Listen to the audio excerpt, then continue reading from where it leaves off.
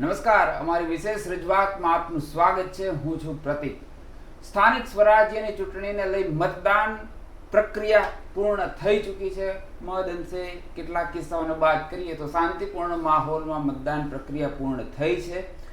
ગરમીના કહેર વચ્ચે અનેક લોકોએ, અનેક મતદાતાઓએ મતરૂપી મહેર વરસાવી અને આ મતદાનની પેટર્ન વિશે વાતચીત કરવા માટે, મતદાનની પ્રક્રિયા પૂર્ણ થઈ ગયા બાદ પરિણામ પર કેવી અસર પડી શકે, કેવું પરિણામ આવી શકે એ વિશે વાતચીત કરવા માટે હાલ અત્યારે આપણી આ સ્ટુડિયોમાં છે ખાસ મહેમાન સિનિયર જર્નલિસ્ટ ધીરુભાઈ પુરોહિત. ધીરુભાઈ, મતદાનની ટકાવારી હાલ આવી ચૂકી છે.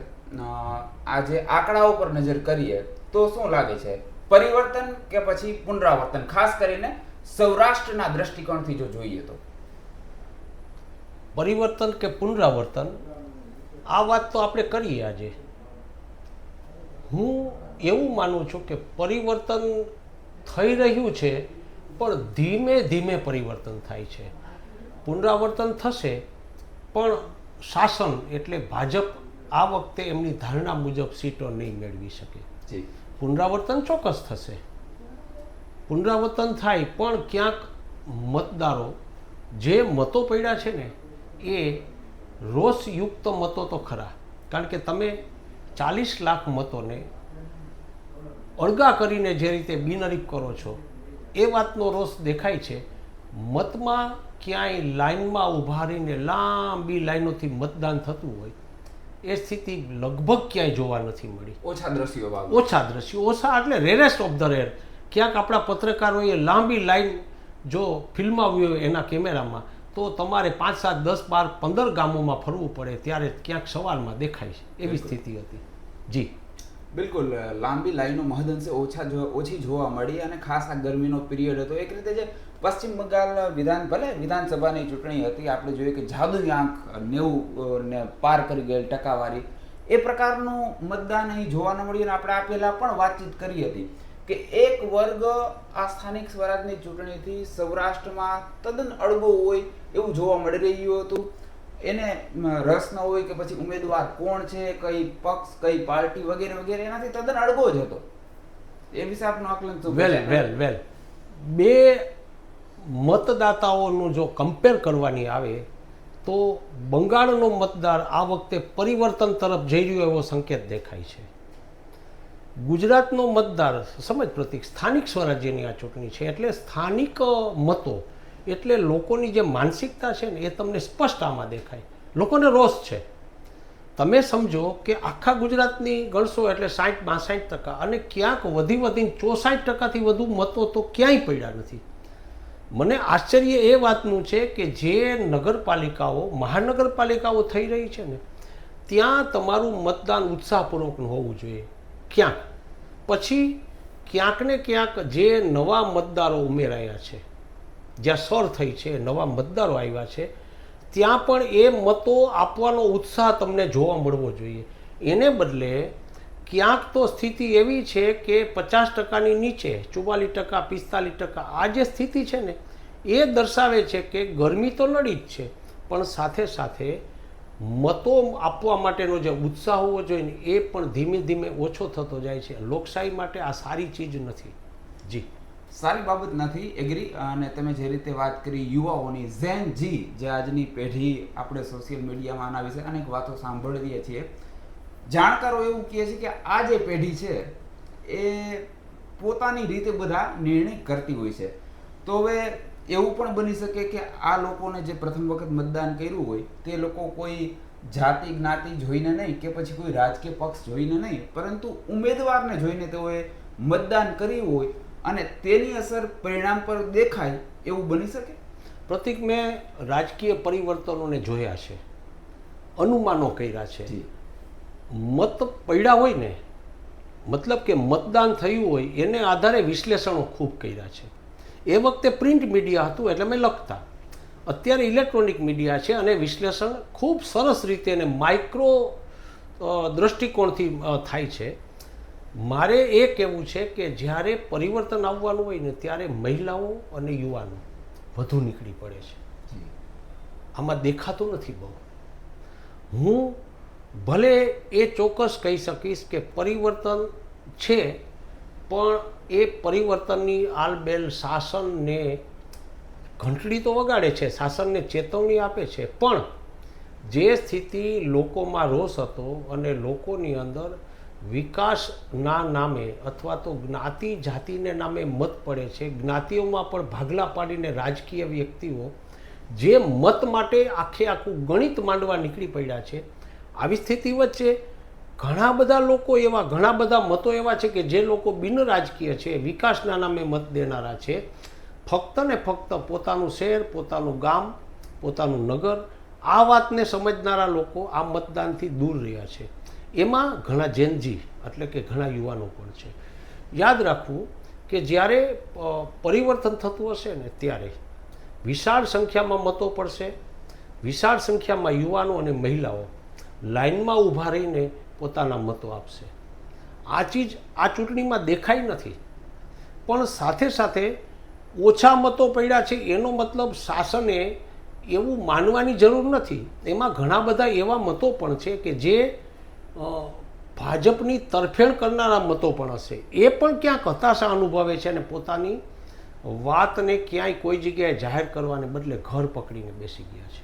જી બિલકુલ. થોડુંક વહેલું પણ થશે કારણ કે હજી મતદાન પ્રક્રિયા પૂર્ણ થઈ છે અને હાલ અત્યારે આપણે વાર્તાલાપ કરી રહ્યા છીએ. પરંતુ આપના અનુભવના આધારે જો વાત કરીએ તો શું લાગે છે કે સૌરાષ્ટ્રની પાલિકા હોય કે પછી જે જિલ્લા તાલુકા પંચાયતનો ગ્રામ્ય સ્તરની ચૂંટણી હોય, સત્તા પક્ષ બીજેપી માટે હાલના સમય અને સંજોગ આસાન કે મુશ્કેલ પેટર્નને જોતા પ્રથમ દ્રષ્ટિએ? સૌરાષ્ટ્રની રાજકીય પેટર્ન છે ને મત દેવાની, એ ગુજરાતના બીજા વિસ્તારો કરતાં અલગ છે. સૌરાષ્ટ્રમાં ક્યાંક એવું બન્યું છે, આપણે પ્રતિક આની પહેલાંની ચર્ચામાં પણ આ મુદ્દો ચર્ચી ગયા કે સૌરાષ્ટ્રમાં ક્યાંક વ્યવહારોને આધારે, ક્યાંક કોઈ નેતાઓ સાથેના સંબંધોને આધારે અને ક્યાંક બહુ ઊંચી કક્ષાએ જોવા જઈએ તો એ નેતાની પ્રતિષ્ઠાને આધારે મત દેવામાં આવે છે.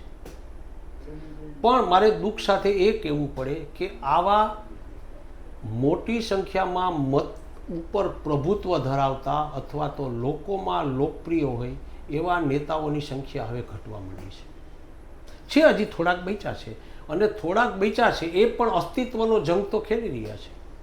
હું કેટલાક એવા નેતાનું નામ અત્યારે દઈ શકું એમ છું કે જે નેતાઓ આજે પણ કોઈ પણ પાર્ટીમાં ઊભા રહીને જો પોતાને માટે મત માગવા નીકળે તો ઘણા બધા લોકો એને આવકારીને એને રાજનીતિમાં એકદમ એક્ટિવ કરીને એ સાચા અર્થમાં લોકસેવક થાય એ પ્રકારની અપેક્ષા સાથે મત આપે છે. આવી સ્થિતિ વચ્ચે તારા પ્રશ્નનો મારે જવાબ એ દેવો છે કે સૌરાષ્ટ્રમાં અત્યારે જે ચાલી રહ્યું છે ને એ ચાલી રહ્યું છે એની અંદર જ્ઞાતિ જાતિના આધારે કે ક્યાંક કોઈ વ્યક્તિગત રીતે પ્રતિક અને ધીરુભાઈ ચૂંટણી લડતા હોય તો સામ સામે એકબીજાને જે કક્ષાએ હરાવવા માટે એક નીતિ રીતિથી નીચે ઉતરીને મત માટે કામગીરી કરી રહ્યા છે ને એને કારણે પણ લોકો છે ને ક્યાંક મતદાનથી છેટાડ્યા હોય એવું બની શકે છે. બિલકુલ. અને જે મતદાનની ટકાવારી ઓછી નોંધાય એમ આપણે પૂર્વે પણ વાત કરી કે ભાઈ ગરમીનો કહેર પણ એક કારણ હતું, એ વાત આપણે માનવી જ પડે. તમને નથી લાગતું કે ભાઈ આટલો બધો ટેકનિકલી સોલિડ આ યુગ છે, તંત્ર હોય, જવાબદાર જે તંત્ર હોય, ચૂંટણી તંત્ર હોય, તેઓને પ્રિડિક્શન કરે એક્સપર્ટ પાસે તો ખ્યાલ હોય જ કે ભાઈ આ તારીખે હીટવેવ સંભવિત છે જ. તો પછી આ પ્રકારના દિવસોને બદલે સમયગાળામાં પરિવર્તન કરીએ તો પણ ટકાવારી થોડી અપ એટલીસ્ટ આવી શકે. આવી શકે. મતદાનની ટકાવારી વધુ લાવવા માટે ચૂંટણી તંત્રએ એટલે કે સૌરાષ્ટ્રના વહીવટી તંત્રએ ખૂબ સારું કામ કર્યું છે. કોઈક જગ્યાએ મતદારોને આવકારવા માટેના બેનર અથવા તો ક્યાંક કોઈક જગ્યાએ એવા મતદારો છે, દાખલા તરીકે તાજા લગ્ન, એ દિવસે લગ્ન હોય તો પતિ પત્ની સાથે આવીને મતદાન કરવા આવ્યા છે. ક્યાંક એવા મતદારો છે કે જે વિકલાંગ હોવા છતાં મત આપવા આવ્યા છે. આવી બધી સ્થિતિમાં જે મતદાર આવ્યા છે એને આવકારીને એને ખૂબ સન્માન આપવામાં આવ્યું છે. આ પ્રયત્નને હું આવકારું છું. પણ સાથે સાથે મત આપવા માટે જે સ્વૈચ્છિક રીતે વિશાળ સંખ્યામાં ઉમટી પડવાની જે સ્થિતિ સૌરાષ્ટ્રમાં એક અલગ પેટર્ન રૂપે જે પેલા હતી એ નથી રહી અને એક અલગ પ્રકારની પેટર્ન મતદાન કરવા માટે આવી રહી છે. અને ક્યાંક મતદાન પહેલાંથી જ લોકોને ખબર પડી જાય એવો રોષ, કારણ કે સૌરાષ્ટ્રના મતદાતાઓ બહુ સંવેદનશીલ છે. તમારા બોડી લેંગ્વેજથી, તમારી વાત ઉપરથી, તમારી સ્થિતિ ઉપરથી તમને ખબર પડી જાય કે આ કયા પક્ષનો મતદાર છે. અમે ઓળખી જઈએ કે આ ભાજપનો મતદાર છે, આ કોંગ્રેસનો મતદાર છે. એને એક પ્રશ્ન પૂછીએ, એ પ્રશ્નને આધારે અમે કહી શકીએ કે આ પ્રશ્ન આવો છે. ભલે એમ નહીં કે હું આ પાર્ટીને મત આપીશ, પણ એનું બોડી લેંગ્વેજ, ક્યાંક શાસન પ્રત્યેનો રોષ, ક્યાંક શાસન પ્રત્યેની ભક્તિ અને ક્યાંક વિરોધ પક્ષ માટેનું એક સન્માન, આ બધી ચીજોને આધારે અમે કહી શકીએ કે આ મત આના છે. અને આપણે વિસાવદર તાલુકાના કેટલાક ગામોની વાત કરીએ આપણે, તો એ ગામોમાં તો અમે ગયે વખતે વિસાવદર ધારાસભા માટે મત માગવા માટે ભાજપ અને કોંગ્રેસના અને આમ આદમી પાર્ટીના ઉમેદવારો નીકળી પડ્યા હતા. અને સ્પષ્ટ રીતે આમ આદમી પાર્ટી ગોપાલભાઈ માટે કાર્યરત થનારા રતાંગ, મોણપરી સહિતના કેટલાક ગામો સ્પષ્ટ કહેવાતું હતું. અમે લોકો કહી શકતા હતા કે આખે આખું ગામ છે ને એ આ વખતે ગોપાલભાઈ ઇટાલિયાને મતદાન કરશે. અમે કહી શકીએ, ત્યાં જાઓ, તમારી પાસે આવીને ઇંજારીપૂર્વક તમારી વાત સાંભળશે, તમારી સાથે તમને ક્યાંક ને ક્યાંક પત્રકાર તરીકે સન્માન આપશે, ક્યાંક ઘરે બેસાડીને ચા પાશે અને પોતાની લાગણી વ્યક્ત કરશે. જ્યારે બીજા કેટલાક ગામો એવા હતા કે જે ગામો ક્યાંક તટસ્થ રહેવા માગતા હતા, ક્યાંક પોલિટિક્સ એ ગામમાં હતું, એવા મતદારો શું થાય, તમારાથી છેટા ભાગે, તમારી સાથે બહુ વાત ન કરે, ક્યાંક ચૂપ રહેશે, ક્યાંક ઊભા ઊભા સાંભળશે. આવા મતદાતાઓ પણ અમે જોયા છે. એટલે સૌરાષ્ટ્રમાં હવે એક અલગ પ્રકારની પેટર્ન મતદાન માટે ઉપસી રહી છે. એ પેટર્ન દ્વારા જો મતદાન થશે તો એ મતદાન ઓછું થશે, એ મતદાનને કારણે જ્ઞાતિ જાતિના વાળા વધશે. આ પ્રક્રિયા છે ને, એ પ્રક્રિયા મતદાતાઓ માટે અને લોકશાહી માટે સારી વાત તો નથી. બિલકુલ સારી બાબત ચોક્કસપણે ન કહી શકાય. હું એક વાત અહીં એ પણ યાદ અપાવવા માંગીશ કે ધીરુભાઈએ જ્યારે ગત વિધાનસભા વિસાવદર પેટા વિધાનસભાની ચૂંટણી યોજાઈ ત્યારે આપણે આકલન કરેલ એ મુજબનું સંભવિત પરિણામ રહ્યું હતું. ઉપરાંત જ્યારે અહીં જ નગરનાદના સ્ટુડિયોમાં પણ આપણે કહેલ કે ભાઈ મતદાન ઓછું રહેવાનું છે, એ મુજબની જ કંઈક હાલ પેટર્ન બની છે. તો સૌરાષ્ટ્રમાં શું લાગે છે, આપનું પ્રેડિક્શન શું છે, આકલન શું છે? બીજેપી ડ્રાઇવિંગ સીટ પર રહેશે કે પછી કોઈ નવું ચિત્ર ઓવરઓલ સૌરાષ્ટ્રના દ્રષ્ટિકોણથી બની શકે? એક તો જે રીતે બિનહરીફ સીટો થઈ 700 સીટ, એટલે સ્વાભાવિક છે કે ક્યાંક વિજેતા પણ અથવા તો જેને વિનિંગ સ્ટ્રોક છે ને એ ભારતીય જનતા પાર્ટીએ, ભલે સામદામ દળ ભેદ જે કહીએ તે, ક્યાંક એ વાતમાં વિવાદો ખૂબ થયા છે. પણ એક પત્રકાર તરીકે મારે એ સ્વીકારવું તો પડે કે બિનહરીફ પ્રક્રિયા દ્વારા ઘણી બધી સીટો, ચાહે કોર્પોરેશન હોય, ચાહે નગરપાલિકા હોય, જિલ્લા પંચાયત હોય કે તાલુકા પંચાયત હોય, ઘણી બધી સીટો લીધી છે. એટલે સ્વાભાવિક રીતે નંબર તો બીજેપી પાસે છે. પણ સૌરાષ્ટ્રમાં સ્થિતિ કેવી થશે ને એની વાત હું જૂનાગઢ જિલ્લા પંચાયતની સીટોને આધારે મૂલ્યાંકન કરી શકું એમ છું. ગયે વખતે 30 સીટોમાં 22 સીટોની તોતિંગ બહુમતીથી ભારતીય જનતા પાર્ટીએ શાસન કરેલું અને એના જિલ્લા પંચાયતના પ્રમુખે હરેશભાઈ ઠુમ્મરને વગેરે શાસન કરેલું. આ વખતે એ સ્થિતિમાં ક્યાંક એની સામે પડકારતો છે. બહુમતી 30માંથી 16-17 સીટ હોઈ શકે, પણ સાદી બહુમતી. પણ હું માનું છું કે 20 સીટથી ઉપર તો આ વખતે જિલ્લા પંચાયતમાં ભારતીય જનતા પાર્ટીને વિજેતાપણું વધુ નહીં પ્રાપ્ત થાય, પણ શાસનમાં રહેશે. પણ જે મતો નથી મળ્યા ને એ મતો ક્યાં જશે એ પ્રશ્ન તું મને પૂછે નહીં, પહેલાં મારે જવાબ આપવો કે દાખલા તરીકે 10 બાકીની સીટો એમાં કોણ? કોંગ્રેસ, ભાજપ. ત્યાં જે રીતે અત્યારે ક્યાંક કોક આપણે વિસાવદર, માણાવદર, વંથલી જુનાગઢ તાલુકા પંચાયત કે બીજી 3-4 જિલ્લા પંચાયતની સીટો, એ બધા સીટો ઉપર અમે થોડી નજર છે. એમાં અમે જોયું છે કે એ જે મતો છે ને એ મતો ભાજપનાથી વિરુદ્ધમાં જનારા મતો છે. ત્યાં કોંગ્રેસ અથવા તો આમ આદમી પાર્ટીના પ્રતિભાશાળી અથવા તો વધુ લોકપ્રિય ઉમેદવાર જેને ક્યાંક ભારતીય જનતા પાર્ટીના નારાજ થયેલા નેતાઓનો ટેકો મળશે અને ત્યાં એ ઉમેદવારો ચૂંટાશે, એવા 10 સીટો ઉપર આ વખતે આમ આદમી પાર્ટી કે કોંગ્રેસના ઉમેદવારો જીતે એવું આકલન મારું અત્યારના સમયે છે. બિલકુલ પ્રથમ દ્રષ્ટિએ કહી શકાય. અને હજુ એટલું બધું વિશ્લેષણ પણ આપણે ન કરી શક્યા કારણ કે થોડી જ વાર પહેલા મતદાનની પ્રક્રિયા પૂર્ણ થઈ છે અને અમે હાલ ચર્ચા કરી રહ્યા છીએ. અચ્છા, કોઈ મેજર અપસેટ સર્જાય ખાસ કરીને જુનાગઢ જિલ્લામાં એવું આપને હાલ લાગી રહ્યું છે? લોકો વિસાવદરમાં એવું ઈચ્છતા હતા અને વિસાવદર તાલુકા પંચાયત, વિસાવદર જિલ્લા પંચાયતની વિસાવદર ભેસાણની સીટોમાં આ વખતે ભાજપે વ્યૂહાત્મક રીતે ચૂંટણી લડીને આમ આદમી પાર્ટીના ધારાસભ્ય ગોપાલભાઈ ઇટાલિયાનું વર્ચસ્વ તોડવાનો પ્રયાસ કર્યો છે. પણ મારી દ્રષ્ટિએ વિસાવદર પંથક ગોપાલભાઈની સાથે રહીએ એવા પ્રાથમિક અહેવાલો મને મળે છે. માણાવદર પંથકમાં ક્યાંક અપસેટ થશે. હવે એ અપસેટ કોંગ્રેસ માટે ફાયદાકારક થશે કે આમ આદમી પાર્ટી માટે એ કહેવું વહેલું છે.